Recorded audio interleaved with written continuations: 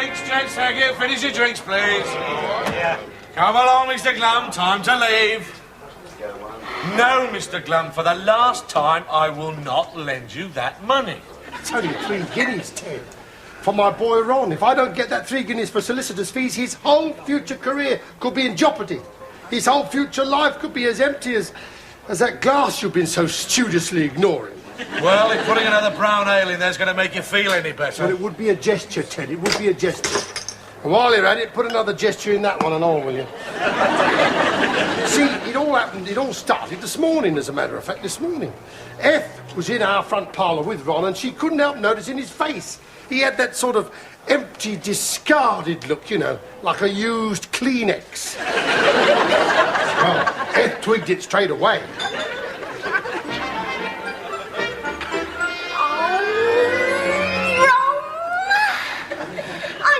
You're in such low spirits, beloved.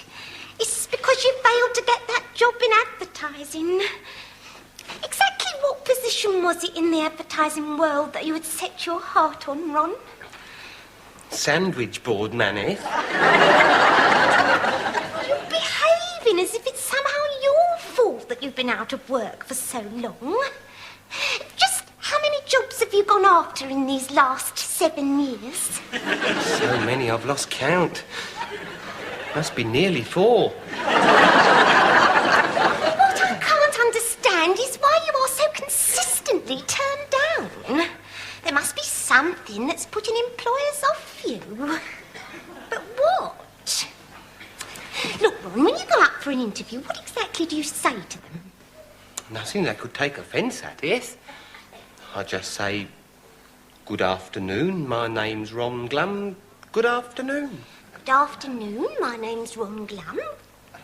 Well, why do you say the second good afternoon? I'm generally on my way out by then. Why is that, Ron? I mean, why do they decide so quickly not to... Wait a minute. Of course, Ron, it's your name. I mean, it's Ron Glum, the sort of name that inspires confidence. The sort of name that, well, opens doors. I don't know, eh? Ron Glum? Ron Glum. It worked. Ron, you've got no more pride in your home where you live than to hang up that filthy wet mac in the hall there. It's dripping all over my motorbike. Mr. Glum, I think I've worked out what's kept Ron out of work for so long. He's got to change his name. Change his name? Don't talk so wet. It took him till he was 15 to remember the one he's got. Change his name? What's the purpose? Well, Mr. Glum, you just imagine that you are an employer and 2 applicants have come for that job of sandwich board man. Now, one says, good afternoon, my name's Ron Glum. And the other one says, good afternoon, my name's Ludovic Kennedy. Now, Mr. Glum, which one would you be inclined to choose? Well... Good afternoon. Only supposing. But did you see what happened, Mr. Glum? Ron knew at the outset that he didn't stand a chance. Oh, it really is a handicap being called Ron Glum. Could you appreciate that? I know what you mean, but I mean, changing the name won't change him, will it? I mean, look at Uncle Charlie, for example. He's gone under all kinds of names. Lord Selwyn Harcourt, Major Winthrop Audley, V.C., Anastasia, Forlorn Ruddy Oak, that was. What else? The Bishop of South Auckland. What's he living under now, Ron? 838414. He's still the same Uncle Charlie, inside, which is where he happens to be at the moment. You see what I mean? All I can see is that by refusing to let Ron change his name, you are simply keeping him from employment for the whole rest of his life. Oh, F, I know you mean well, but sometimes you have a tongue like a claw. All right, then, let's accept this hypotenuse, what you're postulating. We change his name. But what to? Well, as long as it's something more inspiring than Ron Glum, more melodious. A name what opens doors. After all, I am going to be Mrs. whatever it is. Haven't you got a suggestion, Ron? What would you like to be called? Wyatt Earp.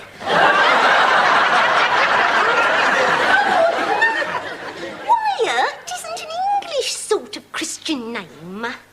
Ron Earp? Anastasia Earp.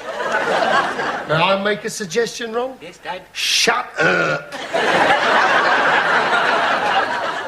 It shouldn't be all that difficult to find a name that opens doors, as you say. What about Knobs?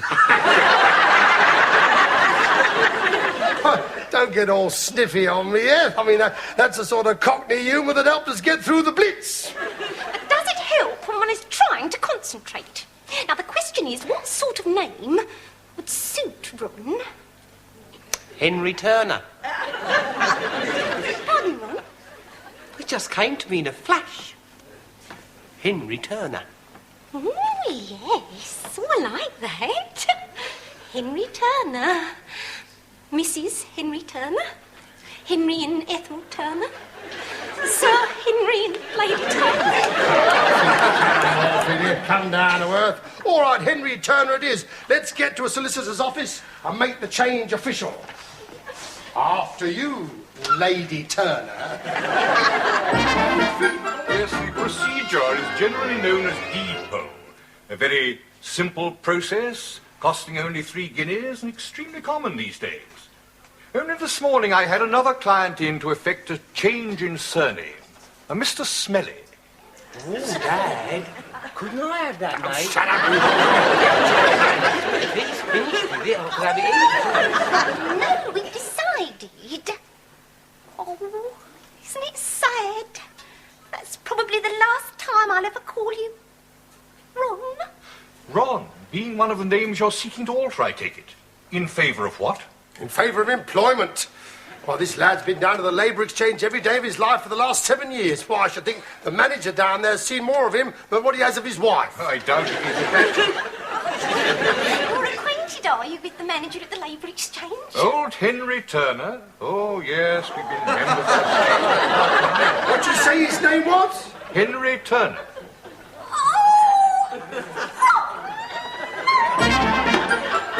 The name just came to me in a flash, you cloth-headed oaf. Why, if you'd marched into the Labour Exchange and announced yourself as Henry Turner, you'd have been lucky to come out of there without having your benefits cut off. Don't keep on about it, Mr. Glum. Let's just keep looking through the phone book for more possibilities. Have you found anything in the S to Z book, Ron? Ooh. How about Ken So-So? Show me. Ken So-So. That's a phone number, Kensington 5050. It'll be too difficult to find a name. We've been here for 3 hours.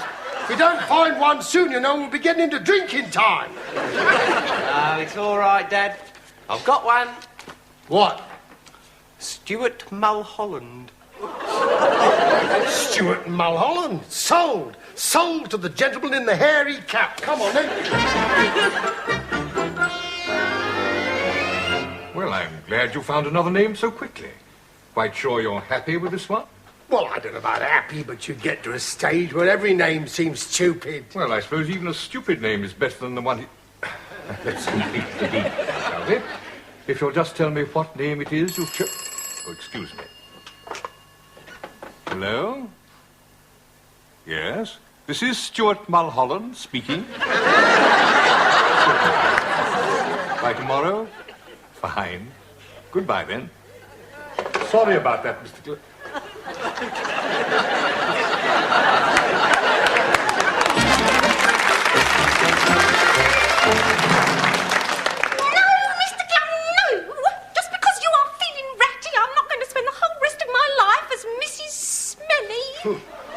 Ratty, I'm livid. A vivid livid. That's the second time today he's made me look a Burke. Burke? No. If you don't choose a name soon, I'll confer one on you willy-nilly. Ooh, that's a nice... I like that. Pick up that directory. Get that S to Z directory. Now then, open it at random. Dad, random's in the L to R. Is there such a thing as divorcing a son? Give it to me. Open it round him. I mean, let's get a little bit of chance and luck in it now then. Open it like that. Where's the pin? Here we are. One of Mrs. Glum's hat pins. Now then. The name that the hole goes in is going to be yours, right? Now then. Let's see. What have I got? Fenton Worsley. Fenton Worsley. Well, could be worse. Could be worse. Now then. I can't go down myself. I've got a very important appointment with the brown ale. Have you taken him down? Oh, no, Mr. Glum, I've got to get back to work. Well, give him the 3 guineas. Now then, what you got to do? Give the money to that solicitor with my apologies and tell him that your name from now on is the one with the hole in it. Understand? But, Dad... Run! Good afternoon. Yeah, but if he's gone off and changed his name, what do you want another 3 guineas for? To change it back, Ted. Oh, why? I think Fenton Worsley's a very nice name. So do I. But you see, we're dealing with Ron. And I've just realised something about a sheet of paper with an hole in it. Well, what? Wait till he gets here. I'll lay you money that he... Here he is. Look, look at this. Now, watch. Ron. Yes? Did you do exactly what your daddy told you? Oh, yes, exactly what you told me, yes. That's my name now. There we are, you see, Ted. A sheet of paper with an hole in it. Fenton Worsley. That's my baby boy from now on. Lee Fu Wong.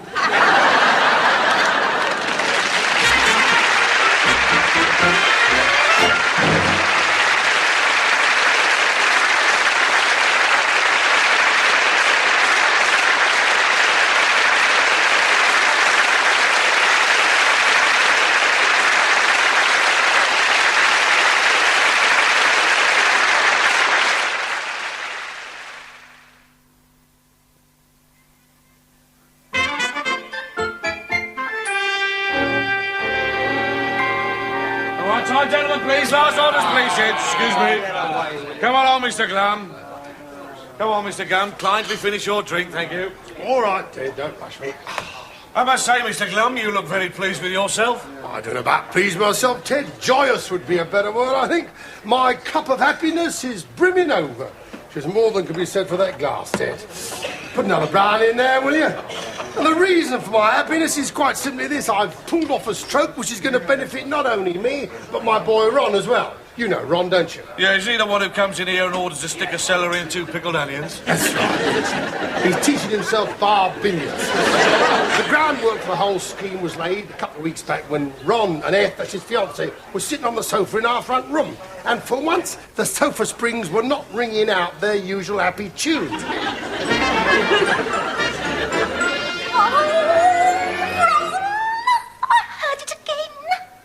Sure it's someone moving around upstairs. Oh, please, beloved, just to reassure me, wouldn't you like to venture up onto the landing and see if someone has broken in? No, thank you, Ed. I'm not imagining it. I keep hearing it. It's a sort of creak. There it is again. Oh, Ron, might it just be your woodwork? When this house cools down, does the wood contract? Contract what, Ed? In the winter, does the furniture will get smaller? Oh, Mum's wardrobe does. Are you sure, Ron? Oh, yes. Dad keeps on breaking bits off to put on the fire. You can assure me that's all it is. I feel much better. Hello.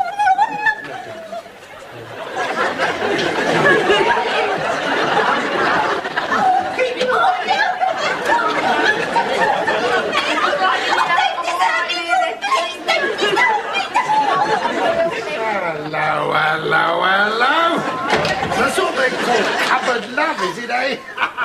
Come out of there, Ron. You do yourself an injury. What's the matter with you, Eth? What are you looking at me like that for? Something untoward? Oh, Mr. Glum, I've never been so glad to see anyone in the whole of my life. Oh, we've been sitting here and... Oh, you've no idea the thoughts that have been going through our minds. Well, I think I have, Eth. I was young myself once. What about burglars, Mr. Glum? You see, I heard these noises upstairs and...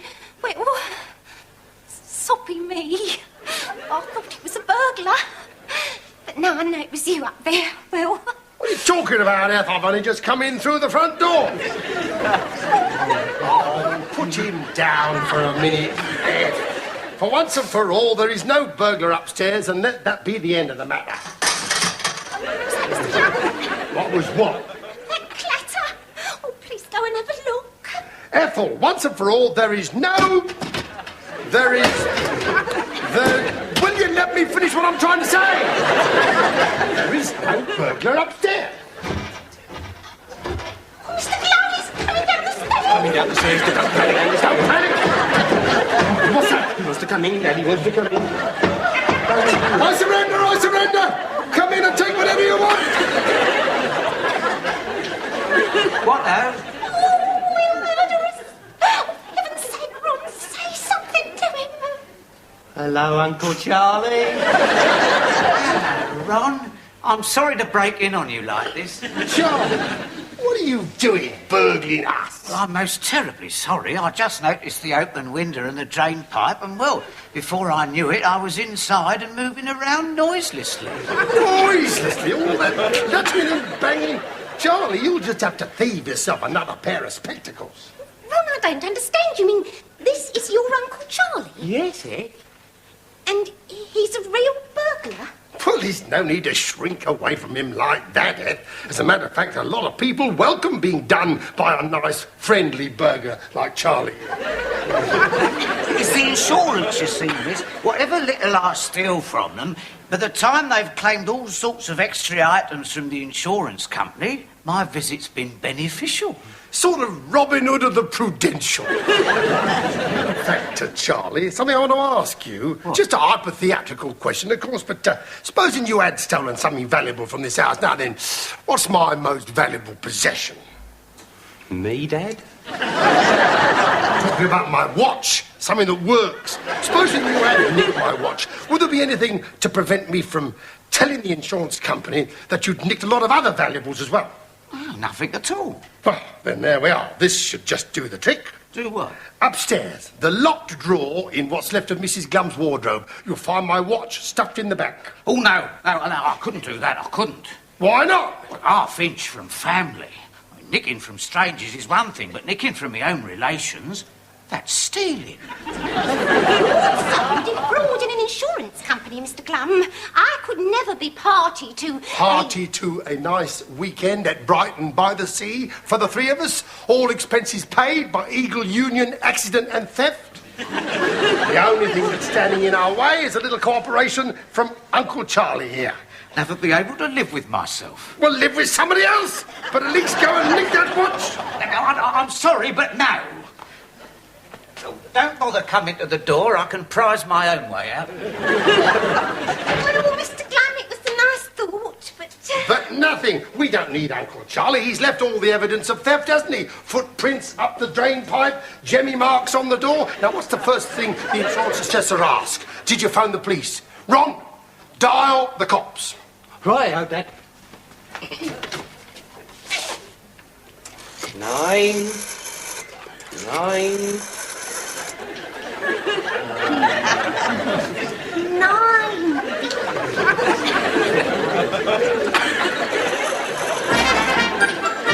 Well, I'm very glad your first step was to inform the police, Mr. Glum.